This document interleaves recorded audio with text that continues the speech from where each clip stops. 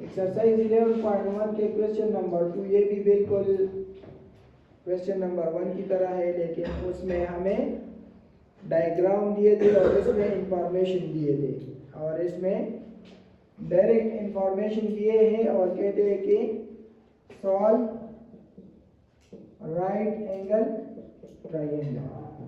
तो इसका मतलब ये है कि अगर हम यहाँ पे एक राइट एंगल ट्रायंगल लें इस तरह, ये ए बी और ठीक है, इसको हम इस तरह आप ले ए बी और सी, इसमें जितने भी पार्ट्स हैं इसमें ये गेमा जो है ये 90 डिग्री के बराबर है, और यहाँ पे हमें एंगल बीटा दिया है बराबर है 28 डिग्री। तो हमें फाइंड करना है अल्फा, ठीक है। और एक हमें दिया है कैपिटल ए, जो वर्टेक्स है इसके अपोजिट जो साइड है इसको हम स्मॉल ए से रिप्रेजेंट करते हैं, तो ये 14 के बराबर है, और ये स्मॉल बी है और ये स्मॉल सी है। तो ये हमारा रिक्वायरमेंट है कि हम क्या फाइंड करेंगे, टू फाइंड अल्फा और side b and side c. We need to find one angle at two sides. तो दो एंगल तो ऑलरेडी हमारे पास मौजूद है।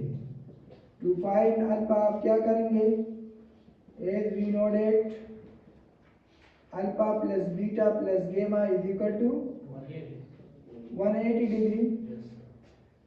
अब अल्फा हम फाइंड करते हैं और बीटा की वैल्यू क्या है 28 डिग्री, प्लस गेमा क्या है वो 90 डिग्री है। इन दोनों को प्लस करें और 180 से इसको सब्ट्रैक्ट करें, 180 माइनस इन दोनों को प्लस करें, ये 8 और ये 11, 180 माइनस 118 क्या आता है 62 60। तो ये जो अल्फा है ये 62 के बराबर है। अब हम क्या फाइंड करते हैं, अब हम बी फाइंड करते हैं।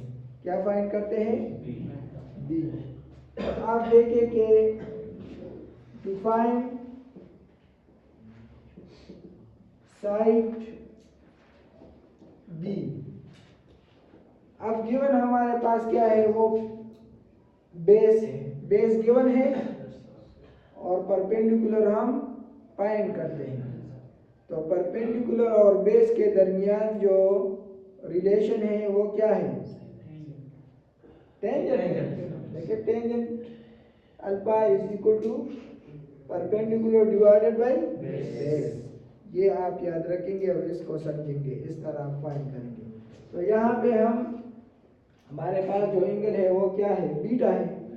तो आप लिखेंगे कि सिंस टेंजेंट बीटा बराबर है परपेंडिकुलर, परपेंडिकुलर क्या है बी, डिवाइडेड बाय बेस क्या है वो ए, ठीक है। अब इसमें वैल्यूज पुट करें, tangent beta is equal to b क्या है वो अननोन है और ए क्या है वो 14 है। तो बीटा की जगह आप वैल्यू पुट करें 28। तो 28 तो स्टैंडर्ड एंगल में नहीं है ना, स्टैंडर्ड एंगल में ये नहीं है, तो इसको आप कैलकुलेटर की मदद से फाइंड करेंगे, ठीक है। तो इसको आप कैलकुलेटर की मदद से फाइंड करेंगे। टेंजेंट प्रेस करें और फिर 28 प्रेस करें, तो टेंजेंट 28 जो है ये 0.53 के बराबर है, 0.3 डिवाइडेड बाय 14। ये 14 डिवीजन में इसको इस तरफ ले आए या मल्टीप्लाई करें दोनों साइड को 14 से, तो ये 14 multiply by 0.5 3 is equal to b. तो इसको मल्टीप्लाई करें 14 के साथ, तो जो बी है वो बराबर होगा 7.44 4 के बराबर है। ठीक है, इस तरह हमने ये बी फाइंड कर लिया। अब यहाँ पे देखें ये सी है, क्या है सी, तो बेस गिवन है, या इसको आप पाइथागोरस थ्योरम की मदद से भी फाइंड कर सकते हैं, इसकी मदद से। ठीक है, चलो इसकी मदद से फाइंड करते हैं। टू फाइंड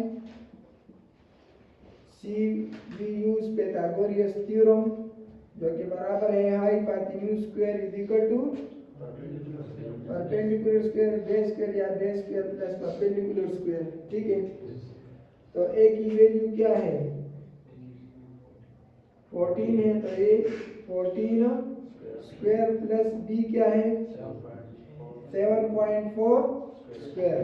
ठीक है, तो 14 का स्क्वायर निकाले आप, 14 स्क्वायर प्लस 7.4 स्क्वायर, ये बराबर है 250.76।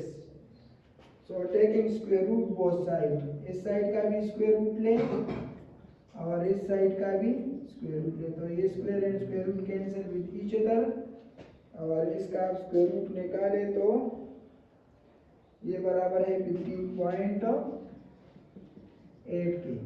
ठीक है, और इस तरह हमने ये साइड सी जो है ये भी फाइंड कर लिया। ठीक है।